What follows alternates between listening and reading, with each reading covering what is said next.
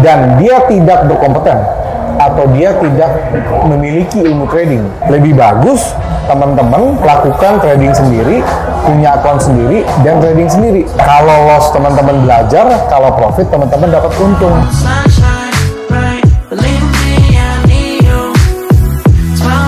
Halo sahabat trader, kembali lagi di channel kami yaitu Profit Training. Kali ini kita akan membahas suatu topik yang sangat menarik Pak, dengan narasumber kita yaitu Bapak Andrew Chai. Halo Pak, apa kabar? Baik, thank you. Nah, hari ini kita Pak akan menjawab satu pertanyaan dari penonton kita Pak, yaitu kita akan mengangkat tema waspadalah risiko akun trading yang dikelola oleh orang lain. Nah, Pak, untuk pertanyaan pertama, bagaimana caranya mengenali broker yang mungkin kurang terpercaya? Oke, jadi pertama ya kita harus lihat regulasi dulu. Kita lihat regulasinya, lalu kita cek juga reviewnya. Jadi kalau dia adalah broker yang punya regulasi, baik itu di Indonesia atau di offshore di luar negeri, artinya kita mengetahui broker tersebut diawasi oleh badan pengawas dari negara tersebut. Itu satu.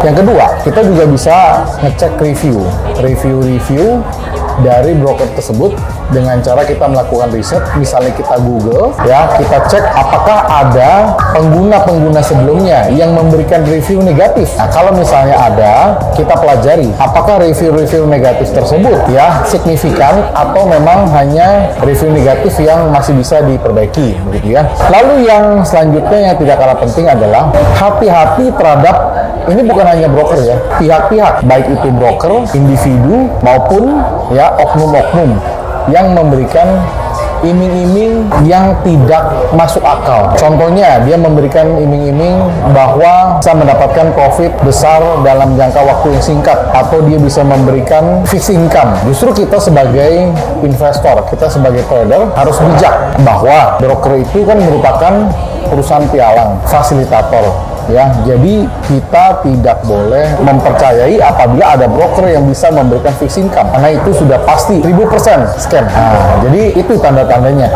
ya. Oke, itulah jawaban dari mentor kita ya tentang bagaimana cara pemilihan broker yang tepat. Jadi buat teman-teman trader jangan salah pilih broker kalian. Nah, untuk pertanyaan kedua, apa saja risiko yang bisa terjadi ketika kita mempercayakan akun trading kepada orang lain, Pak? Banyak itu gini.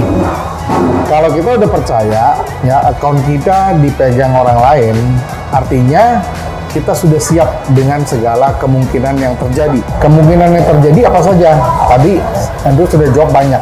Contohnya begini, ketika kita membuka akun di salah satu broker, otomatis broker tersebut hanya melihat satu nama. Misalnya dia buka akun atas nama si Agus misalnya, maka broker itu hanya melihat Agus sebagai customer, dia sebagai klien kan. Jadi kalau kita percaya kepada si Agus dan ketika dia deposit harus pakai nama Agus kan, artinya uang kita harus ditransfer ke Agus dulu. Dari Agus baru bisa ditransfer, baru dia bisa deposit ke broker. Karena nggak mungkin bisa akunnya atas nama Agus yang transfer atas nama Andrew misalnya, nggak bisa. Dari situ saja kita sudah memiliki risiko. Apabila kita transfer ke Agus, Agusnya kabur. Artinya kan uang kita hilang, bukan loss ya, hilang.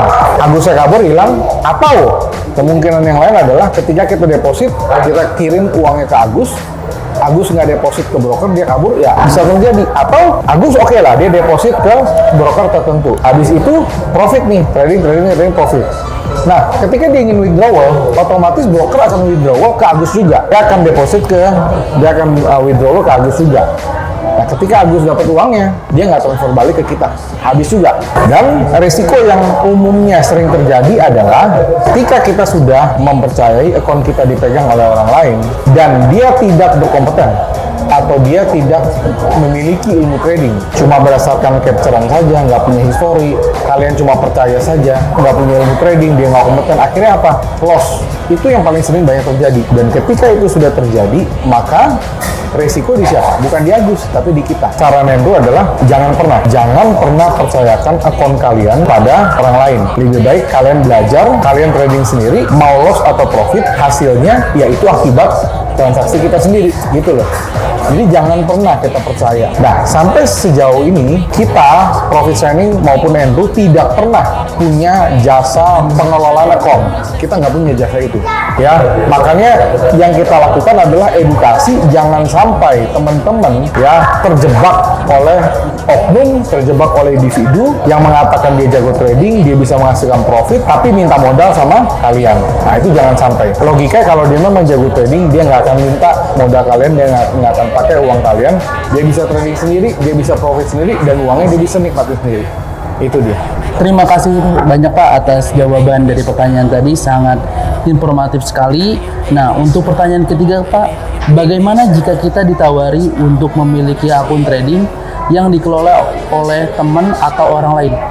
Oke, ini pertanyaannya hampir mirip tapi berbeda dengan yang nomor 2 tadi. Jadi pertanyaannya bagaimana jika kita ditawari untuk punya akun sendiri tapi dikelola oleh orang lain, begitu ya? Benar Pak. Jawabannya tolak. Kenapa harus tolak? Ya sama. Walaupun akun itu atas nama kita dan orang lain tidak bisa melakukan withdrawal atas akun kita, risikonya sama. Kalau dia tidak kompeten, dia tidak memiliki kemampuan, maka karena dia juga merasa itu bukan akun kita, dia bisa saja tradingnya asal-asalan. Atau bisa saja dia hanya mencari rebate atau mencari komisi. Dan dia mendapatkan keuntungan dari situ. Atau dia untung-untungan. Kalau profit, dia dapat profit sharing dari kalian. Kalau rugi, dia sama sekali nggak punya tanggung jawab. Atau dia nggak punya resiko di situ. Jadi jawabannya itu adalah tolak. Lebih bagus teman-teman lakukan trading sendiri, punya akun sendiri, dan trading sendiri.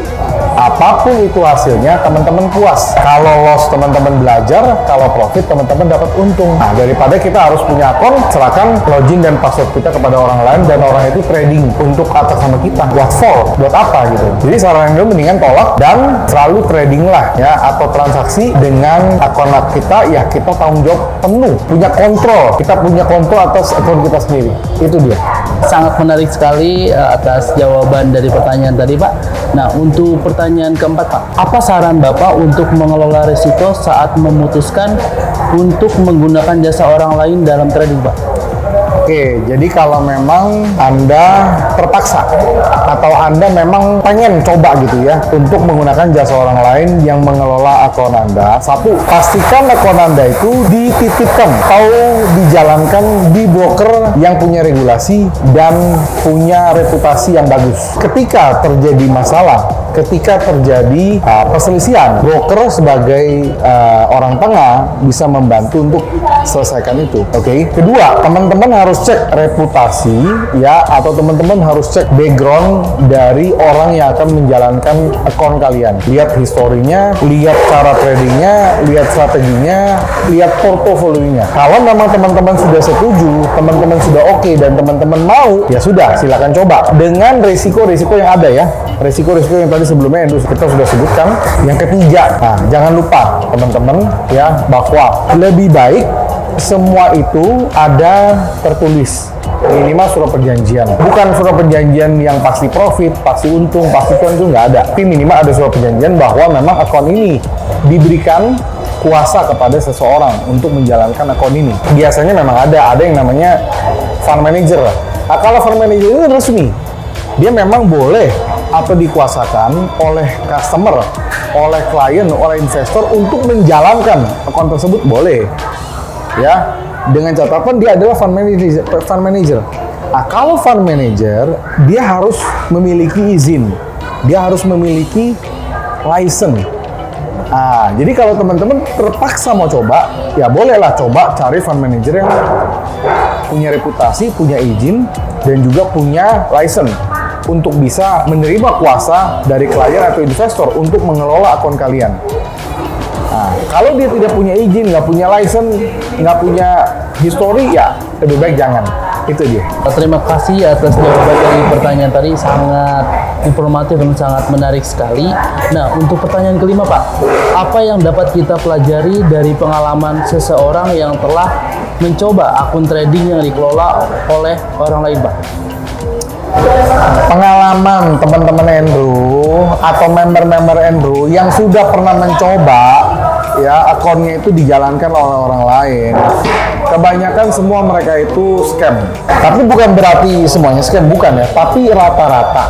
Kenapa? Karena ketika kita sudah percaya akun kita dipegang oleh orang lain, artinya ya kita sudah siap dengan risiko yang ada. Risiko yang tadi awalnya itu sudah sebut. Risiko uangnya dibawa kabur, risiko loss, risiko orang yang nggak tanggung jawab, dan kita jadi nggak punya kontrol penuh. Itu pengalaman-pengalaman yang kita sudah dapatkan. Jadi bukan asal ngomong aja. Ini teman-teman kita udah banyak kok. Member-member kita udah banyak dan mereka kapok. Jadi daripada mereka melakukan itu, dia titip akunnya, lebih baik udah sekalian aja jalankan aja pakai IE, pakai expert advisor, pakai software, pakai robot trading, itu masih lebih masuk akal. Yang jalankan bukan manusia, tapi software, itu masih lebih baik. Jadi pesan Andrew adalah janganlah kita karena penasaran kita coba. Dan Andrew nggak mau penonton Andrew punya pengalaman yang sama seperti member-member yang sudah terlanjur alamin itu. Jadi kalau teman-teman nggak bisa trading, pilihannya adalah satu, jangan trading. Kedua, lebih baik pakai software,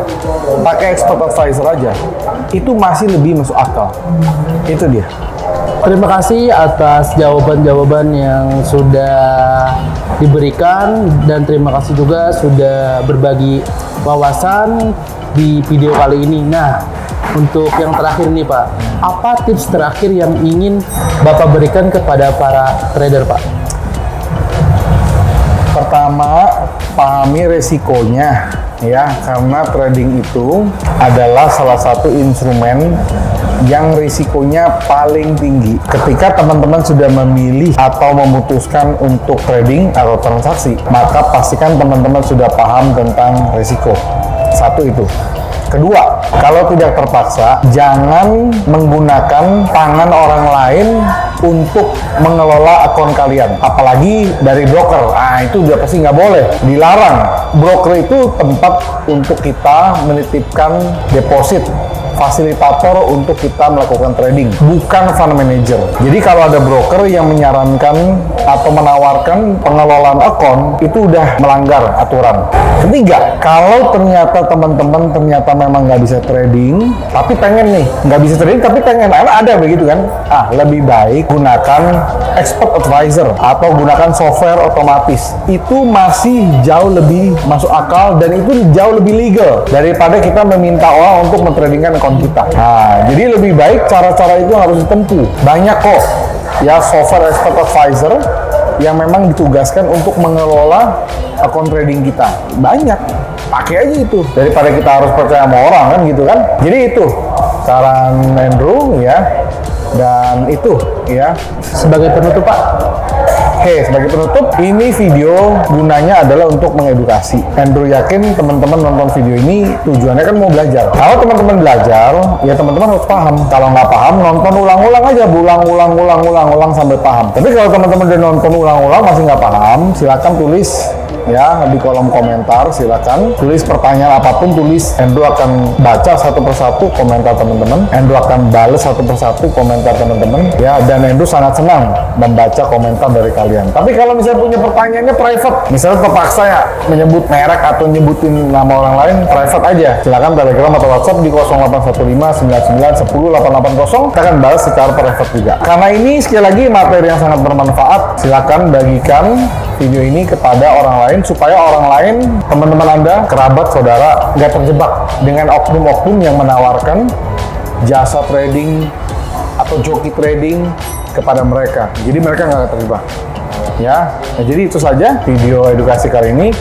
Akhir kata, sampai jumpa di video-video edukasi lainnya, tips-tips trading lainnya, live streaming lainnya. Salam profit.